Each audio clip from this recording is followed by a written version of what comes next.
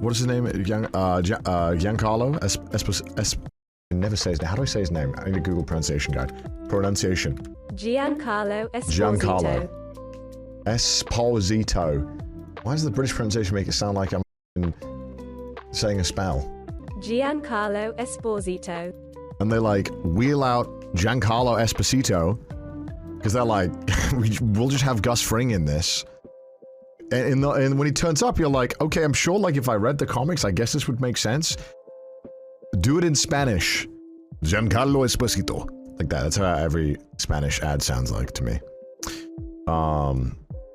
They just wheel him out because they're like, yeah, Gus Fring's here too, I guess. I mean, he's here. And you're like, all right. Okay.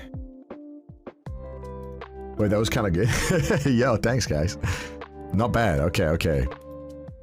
Yeah, whenever I see the Spanish ads, I always love them because it's always a guy that like literally sounds like he's trying to have sex with you.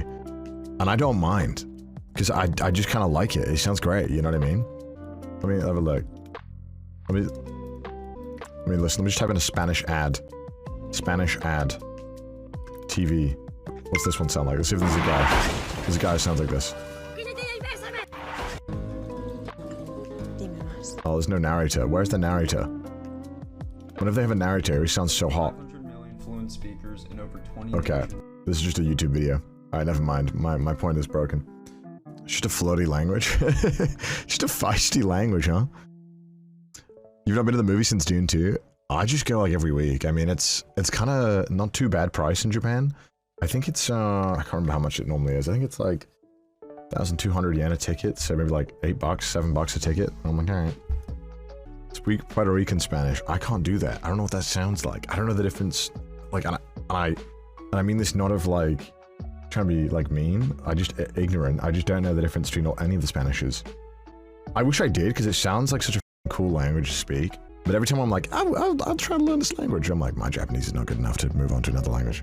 Go on YouTube and listen to Bad Bunny talk. Okay, let's just audio only it.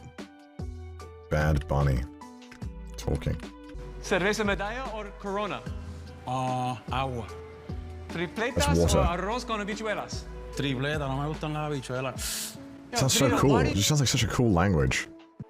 God, I wish I was good at this shit. God, I wish I could speak it.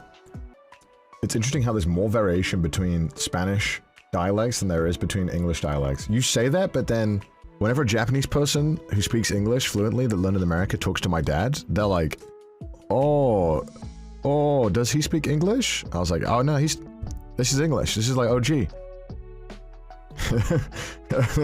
There's like, they don't understand a word. No, that's not true. I mean, the UK has pretty intense regional dialects.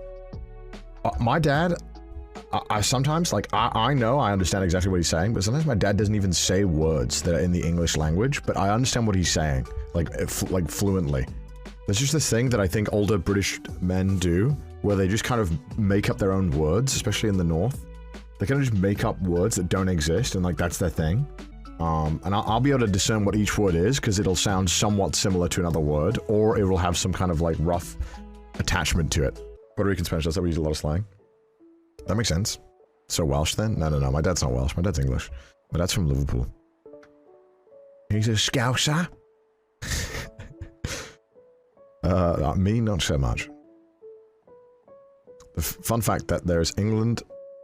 Fun fact that in England, they spoke more like Americans and then changed it. Okay. First off, what did I read? Second of all, I think you got the opposite. Where do you think their language and accent came from? I think if you're implying that the older British accent is closer aligned to a southern accent nowadays, I believe that's true. I misread it. Did I misread it? Do I make this guy sound dumb? Does that mean? Like, I guess I could make anyone sound dumb as a streamer, actually. Let me have a look. This guy says, English didn't lose the R until the 1800s. Let's make it dumb. English don't R until 18? Like, what the f, Squid, bro? What are you saying? And we have a first-time chatter here. He says, that's actually true. There was a dialect shift in the Britain after the revolution. It just sounds offensive to, like, someone from the UK. You're like, what do you mean our accent is in the OG? But then, I was also watching this 1950s movie, on Bridge on the River Kwai. It was really interesting. I was watching it, I was like listening to everyone talk, and everyone kept saying like, jolly good, and I haven't the foggiest idea and all this stuff, and you know, stuff I heard that I occasionally heard growing up. But I was thinking, man, our accent really changed, huh? Now when I think about home, like, yeah, Chav accent is kind of like a big accent now. Woo. Connor is an ESL kids. What does that mean? I don't know what this means. The Southern accent is more like a British, for example. The butler from the... Yeah, that's why I think, I truly believe that British, like, doing a Southern accent is really easy if you're from the UK. Because I think it's really not that far off pronunciation-wise from how we talk. And so I think that's why, I think you see a lot of British actors who do a really good Southern pronunciation. German accents are crazy. You want to hear my German accent? It's a good accent. That's what chat tells me. They tell me it's a great accent. Daniel Craig and Knives Out. Dude, Daniel, I love it. Daniel Craig, I love it because he just fucking puts it up to 10. And my whole favorite thing about this is that, like, why did it have to be Daniel Craig? I love it though, because I kind of like, I don't know why, Daniel Craig is just fun to watch because it's so obvious that it's a British man doing an accent.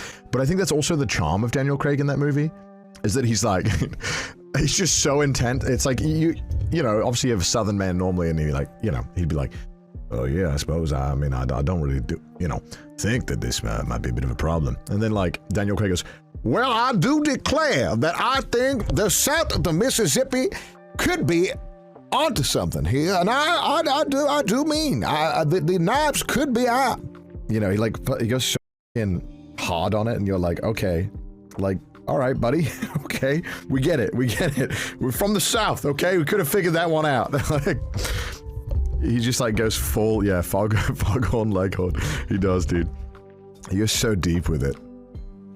Plantation owner. He commits so hard that it's just fun, I think. And I think there's always like this argument about like, this doesn't sound great. You know, the accents aren't natural. Oh, this actor played this, and I think that like, and again, watching all these old films that I've been trying to get through recently is that I think cinema should at its most fun when it doesn't try to like be real. It's just like, we are just fucking actors. This is cinema. There is nothing wrong with just playing into the theatrical tropes. It's just fun. It's just great time. Not Knives Out, sorry, I meant like when I was watching Bridge on the River Kwai. And like some of these bits where they are just so dramatized, but you're like, man, it's just fun though, isn't it? It's just fun when you're able to just recognize the theatrics and just enjoy it.